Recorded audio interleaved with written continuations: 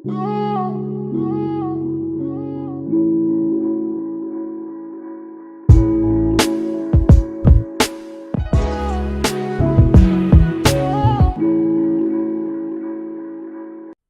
और फुटर के दरमियानी हिस्सा जो है वो विजुअल कंपोजर से होता है सारा डिज़ाइन। हम जाएंगे जब रेलिवेंट पेजेस पे, होम के पेज को एडिट करेंगे। अब इस थीम के लिए कुछ सेटिंग करना लाजमी है। इस थीम पे जिस पेज पे आपने विजुअल कंपोजर से डिज़ाइनिंग करनी है, उस पेज पे लाजमी जाके आपने टेम्पलेट सेलेक्ट करना है फॉर पेज बिल्डर, लाजमी, और अपडेट। इसके बाद अगर आपने अबाउट का पेज जो है वो आपने एडिट करना है तो उस पेज पे जाके भी फॉर पेज बिल्डर करना है। अगर इसके बाद आपने कॉन्टैक्ट का पेज है वो डिज़ाइन करना है तो उस पर भी सबसे पहले जाके फॉर अ पेज बिल्डर करना है। ये नहीं करेंगे तो आपकी डिज़ाइनिंग सही नहीं होगी, आपका जो पेज है वो फुल विड्थ नहीं जाएगा, तो इसलिए ये लाजमी करना है। हमें, आपको पता है होम के पेज पे होम लिखा हुआ नहीं आता, ये कोई पेज टाइटल या कस्टम हेडर नहीं होता, वहाँ पे डायरेक्ट जो है वो स्लाइडर रेवोल्यूशन होता है। तो आप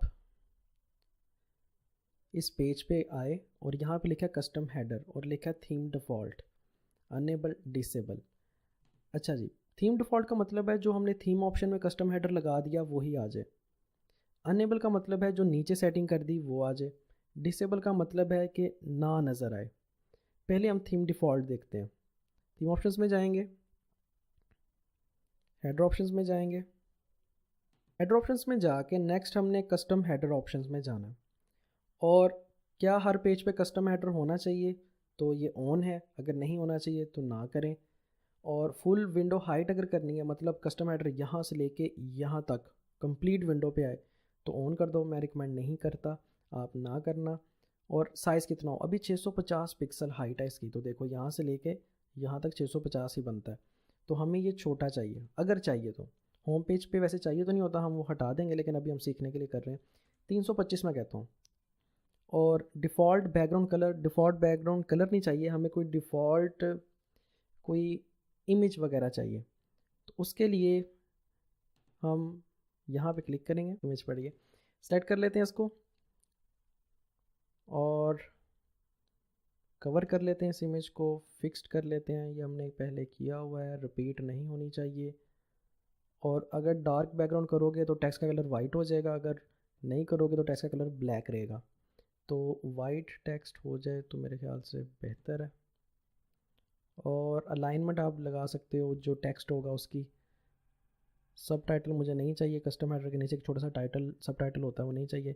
ब्रेड क्रम्ब भी नहीं चाहिए मुझे, वो लिखा होता है होम और आगे तीर का निशान बना होता है सर्विसेज, इस तरह नहीं चाहिए मुझे। और सेव चेंजेस, तो रिफ़्रेश करते हैं। तो ये देखो जनाब, ये आपका हेडर, ये फुटर, और ये आपका कस्टम हेडर, और उसके पीछे होम लिखा हुआ है उसके ऊपर, सॉरी। और सर्विसेज में जाएंगे तो यहाँ पे भी वही लग गया, ब्लॉग पे भी जाएंगे वहाँ पे भी लग जाएगा। तो जो आपने थीम ऑप्शंस में कस्टम हेडर में लगाई होगी इमेज, वो हर पेज पे लग जाएगी। लेकिन अब हम चाहते हैं कि इस पेज पे ये इमेज ना लगे, कोई और लगे। तो जिस पेज पे आपको इमेज चेंज करनी है वहाँ पे जाओ, उसको एडिट करो और थीम डिफ़ॉल्ट की बजाय अनेबल पे क्लिक करो और यहाँ पे वो वाली तस्वीर लगा दो। फॉर एग्ज़ाम्पल ये लगा देता हूँ मैं फॉर द टाइम, और इसको कर दो अपडेट।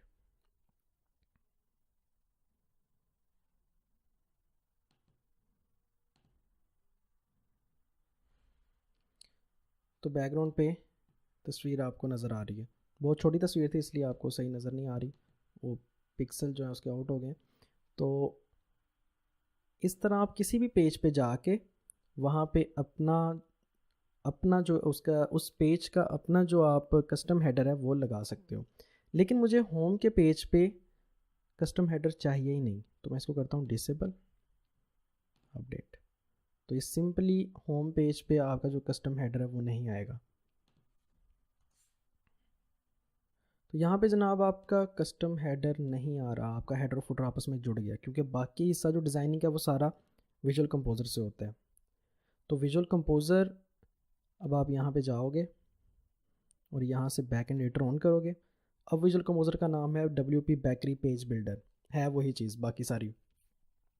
अब यहाँ पे वही चीज़ जो हमने विजुअल कंपोजर वाले लेक्चर्स में सीखी थी,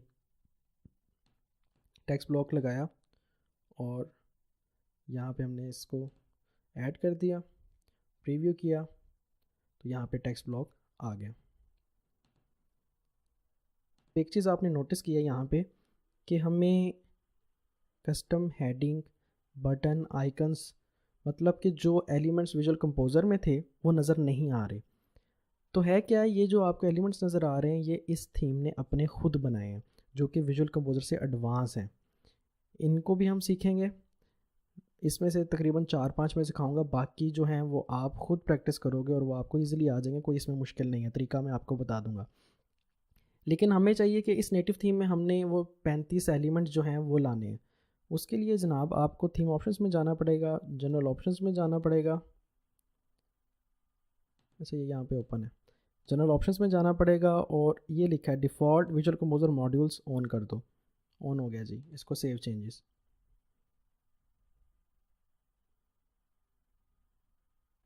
अब इस पेज को एक दफ़ा अपडेट कर लो या रिफ़्रेश कर लो, अपडेट कर लो ताकि आपकी कोई चेंजिंग जो है वो सेव रहे।